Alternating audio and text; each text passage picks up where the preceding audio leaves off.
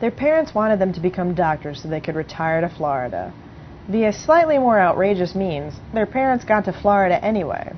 And no one screws with them on the Hialeah court because their sons are the most badass Jewish kids to come out of New York since 19th century mobsters Max Kid Twist Zverbach and Vox Cyclone Louis Lewis. This week marks the re-release of the newly remastered 1998 album Hello Nasty, which won Grammys for both Best Alternative Album and Best Rap Performance for the track Intergalactic. The Beastie Boys often used award ceremonies as a platform to raise awareness for certain issues. That year, the group drew attention to the wrongful stereotyping of Muslims in the wake of embassy bombings, as well as to the situation in Tibet. The Beastie Boys have been ahead of the trends for 20 years now. In the early 1980s, they were the first to coin the term mullet in print, and although rarely credited, the group was among the first to identify themselves as gangstas.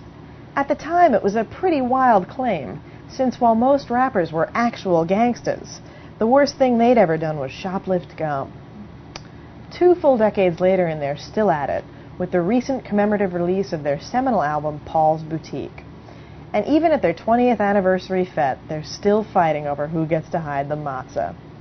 Their newest album, a completely instrumental project slated for release in September, was originally going to be called Tadlock's Glasses, after a tour bus driver regaled them with the story of how Elvis had given him a pair of his sunglasses. He had originally told them about how he got an STD from Dolly Parton, which he called Tadlock's Clap, but even the Beastie Boys had to draw the line somewhere, eventually scrapping the whole Tadlock idea and going for the title Hot Sauce Committee Part 1. Well, how can you not love a band that staged a concert so raucous it led to the passage of a lewdness ordinance in Georgia?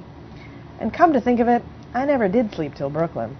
So this is Dr. Biaggi telling you to turn it up.